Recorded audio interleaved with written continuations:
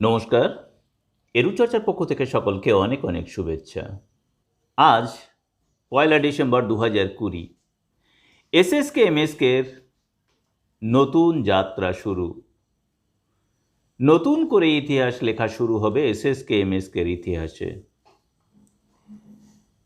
আমি যতদূর জানি বা আমার যতদূর মনে পড়ছে, এসএসকের যাত্রা শুরু হয়েছিল 1999 সালের মে মাস থেকে এবং এমএসকের যাত্রা শুরু হয়েছিল 2003 মে মাস থেকে।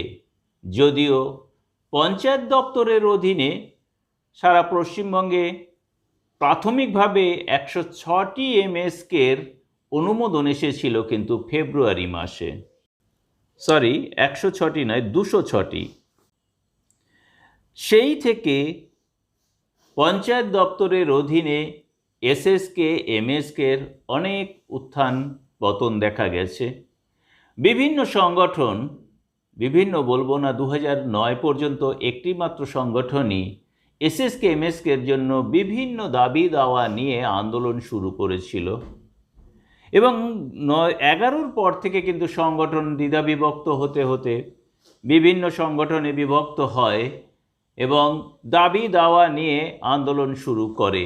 সেই যে আন্দোলন চলেছে, সেই আন্দোলনের একটি দাবি ছিল যে এসএসকেএমএসকে পঞ্চায়েত দপ্তরে নয়, শিক্ষা দপ্তরের অধীনে আনতে হবে। সেই দাবি পূরণ হতে চলেছে আজ 2020 1 ডিসেম্বর। কিন্তু আরও যে সমস্ত দাবিগুলো ছিল, সেই সমস্ত দাবি কি পূরণ হয়েছে? নাকি সরকারের পক্ষ থেকে যে সমস্ত সুযোগ সুবিধা দেওয়ার কথা বলা হচ্ছে, সেই সুযোগ সুবিধাগুলো কবে মিলবে সে বিষয়ে কি এখনই নিশ্চয়তা পাওয়া গেছে? এই প্রসঙ্গে আমি দুজন মাস্টারমশাইয়ের লেখা বা কমেন্ট আপনাদেরকে পড়ে শোনাব।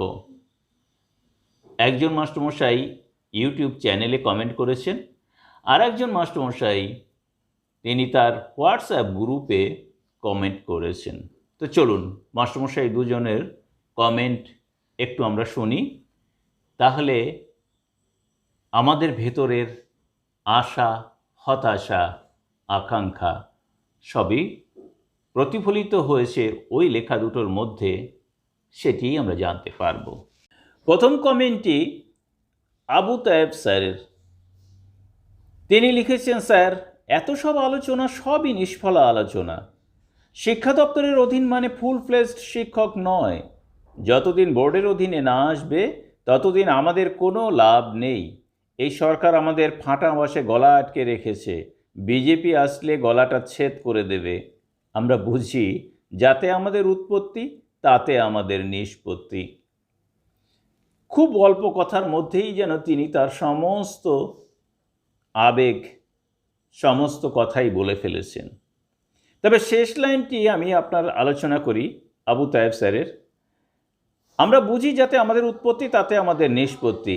তো এখানেই আমার আপত্তি যে দেখুন, এসএসকেএমএসকের যাতে উৎপত্তি, অর্থাৎ পঞ্চায়েত দপ্তরের অধীনে এসএসকেএমএসকের উৎপত্তি এবং নিষ্পত্তি হয়তো হবে শিক্ষা দপ্তরের অধীনে এসে, এবং শিক্ষকদেরও যেমন পঞ্চায়েত দপ্তরের অধীনে নিযুক্তি হয়েছিল এবং শিক্ষা দপ্তরে এসে হয়তো সেটি নিষ্পত্তি হবে।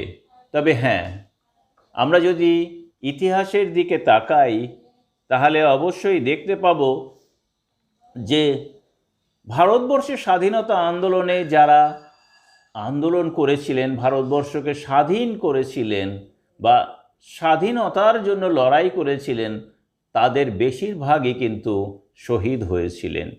ঠিক তেমনি এসএসকেএমএসকের ক্ষেত্রেও কিন্তু যে সমস্ত শিক্ষক এসএসকেএমএসকের জন্য আন্দোলন করেছিলেন, তারা হয়তো এসএসকেএমএসকের ভালো হলে সেই সুবিধা বা সেই সুফল ভোগ করতে পারবেন না বেশি দিন। কেউ কেউ হয়তো তার আগেই রিটায়ার করে যাবেন। যাই হোক, এবার আমি আলোচনায় যাব আর একজন মাস্টারমশাইয়ের। এবার যার লেখা নিয়ে আলোচনা করছি তিনি দীনেশচন্দ্র ডাকুয়া। তিনি তার হোয়াটসঅ্যাপ গ্রুপে এই পোস্টটি করেছেন। এই তথ্যটি দেখলে মনে হচ্ছে আমরা দীর্ঘদিন সরকারি দপ্তরে কাজ করার পরেও সরকারের সদিচ্ছার অভাবে স্থায়ী হতে পারলাম না। এখানে তথ্যটি বলতে বলা হচ্ছে যে সরকার যেহেতু বিভিন্ন আইটি সেক্টরের যা কর্মরত যে সমস্ত কম্পিউটার কর্মচারী রয়েছেন তাদেরকে স্থায়ী করার লক্ষ্যে বা কোম্পানির থেকে সরিয়ে এনে সরকারিভাবে বেতন প্রদানের যে একটি নির্দেশিকা জারি করেছেন তার পরিপ্রেক্ষিতে কিন্তু এটি তিনি লিখেছেন। কিন্তু এখানে কিন্তু এসএসকেএমএসকের কথাই বলা আছে। দীর্ঘ প্রতীক্ষার পর অবশেষে নিউজ থেকে নিজ খরচায় ডিএলএড করার পর, এখানে নিউজ বলতে হচ্ছে NIOS বোঝাবে, ডিএলএড করার পরেও সঠিক রাজ্য সরকার সঠিকভাবে এখনো সুরাহা হলো না। আরও বিবিধ সমস্যায় আমরা জর্জরিত। আমরা মনে করছি পঞ্চায়েত ও গ্রামোন্নয়ন দপ্তর থেকে শিক্ষা দপ্তরের অন্তর্ভুক্তি এ যেন একটা নাটকীয় পরিবর্তন, যেন বাপের বাড়ি থেকে শ্বশুর বাড়িতে আগমন। অবশ্যই এসএসকেএমএসকের এখনও কোনো সারবত্তা কিছুই নজরে পড়ছে না। সাধারণ দাদা দিদিমণিদের মনে নানাবিধ প্রশ্ন ঘুরপাক খাচ্ছে। ওনাদের উত্তর দেওয়ার মতো যোগ্য নথি সরকার ঘোষণা করছে না। এটাই শেষ পেরেক পুঁতে দেবে না তো? এগুলো সমাধান করাই তো নেতৃত্বের প্রধান লক্ষ্য হওয়া উচিত বলে আমার মনে হয়। এখন সংকটের মুহূর্তে প্রত্যেক হোয়াটসঅ্যাপ গ্রুপ ও ইউটিউব চ্যানেল যেন তরজাগানের লড়াই। কোনটা সত্য আর কোনটা মিথ্যা সাধারণ দাদা দিদিমণিরা ঠাউর করতে পারছে না। এই জগা খিচুড়ি হলো ঐক্য ধ্বংসের একটি প্রধান অন্তরায়। এ যেন আয়ু না থাকলে যতই সুচিকিৎসা করুন বা ভেন্টিলেশনে রোগীকে রাখেন না কেন, রোগীর মৃত্যু অনিবার্য। সবাই সুস্থ ও সহযোগী হন। নমস্কার। এই দীনেশবাবুর কথাটি অবশ্যই অনেকটাই যেন বাস্তবোচিত। আমরা যদি দেখি যে 2011-র পর থেকে এসএসকেএমএসকের এতগুলো সংগঠন হয়েছে। হ্যাঁ, সংগঠন বেশি হওয়া মানেই যে খারাপ তা নয়, কিন্তু সংগঠনগুলি শিক্ষক ঐক্য বা শিক্ষকের স্বার্থে যতটা না লড়াই করছে তার চাইতে বেশি কিন্তু নিজেদের মধ্যে লড়াইটা করছে। এটি কিন্তু অবশ্যই একটু লক্ষ্য করলে দেখা যায়। জানি হয়তো এই কথাটিকে অনেকেই মানতে চাইবেন না বা আমার ওপর হয়তো খড়গহস্ত হবেন, তবুও আমি বলবো আসুন প্রত্যেকটি সংগঠন এখন ইস্যুভিত্তিক এজেন্ডা নিয়ে, রাজনৈতিক মতাদর্শ যার যাই থাকুক না কেন, এসএসকেএমএসকের জন্য এমন একটি আন্দোলন করুন, এমন একটা জায়গাতে থাকুন যেখানে এসএসকেএমএসকের ভালো হয়। এসএসকেএমএসকের ভালো হওয়ার অর্থ এই যে এসএসকেএমএসকের সঙ্গে যুক্ত সমস্ত শিক্ষক কর্মচারী এবং স্টুডেন্ট গার্জিয়ান প্রত্যেকেরই ভালো হওয়া, তার পাশাপাশি কিন্তু সমাজেরও উন্নতি হওয়া। এই কথাটি সরকারের কাছে যেন প্রতি মুহূর্তে আমরা তুলে দিতে পারি, তাহলেই কিন্তু এসএসকেএমএসকের উন্নতি হবে। সংগঠন 5টা 7টা 10টা যাই থাকুক না কেন, লক্ষ্য কিন্তু একটাই হওয়া উচিত। প্রত্যেক সংগঠন তাদের নিজস্ব চিন্তাধারা, নিজস্ব নীতি, নিজস্ব আদর্শ মেনে কাজ করবেন, এটাই স্বাভাবিক। শেষ পর্যন্ত সেই সংগঠন টিকে যাবে যে সংগঠনে সংখ্যা অর্থাৎ শিক্ষকদের সমর্থন বেশি থাকবে। সেটি তো সময়ই বলবে। তার আগে প্রয়োজন এসএসকেএমএসকের উন্নতি, এবং তাতে যদি সরকার সহযোগিতা না করে তাহলে কিন্তু কখনোই এসএসকেএমএসকের উন্নতি সম্ভব নয়। আমরা যদি বলেও থাকি যে আমরা সরকারপন্থী সংগঠন, কিন্তু সরকারকে সরকারপন্থী সংগঠনের হয়েও তো দায়িত্ব নিতে হবে। দায়িত্ব কিন্তু সরকারের। কেউ যদি মনে করি যে না আন্দোলন করার প্রয়োজন নেই, সরকার আমাদের দেখবে, সে দায়িত্বও কিন্তু সরকারের।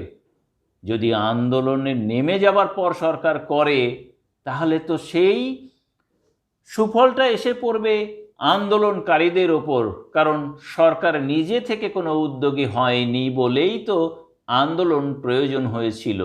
তাই সরকারপন্থী সংগঠন হলেও সরকারকে বোঝানোর দায়িত্ব কিন্তু তাদের। সরকার যদি তাদেরকে চুপ করে থাকতে বলে, তাহলে যদি তারা চুপ করে থাকে, তাহলে এসএসকে এমএসকের কিন্তু উন্নতি হবে না। সরকারকে বোঝাতে হবে। এই বোঝানোর দায়িত্ব সরকারপন্থী সংগঠনের, বা সরকার বিরোধী যদি কোনো সংগঠন থেকে থাকে, তারা তো রাস্তায় নামতেই চাইবে। তারা তো তাদের দাবি আদায়ের জন্য পথে নামবেই। যে পথেই যান না কেন, মূল লক্ষ্য যদি এসএসকে এমএসকের উন্নতি হয়, তাহলে 100টা সংগঠন থাকলেও কোনো অসুবিধা হওয়ার কথা নয়।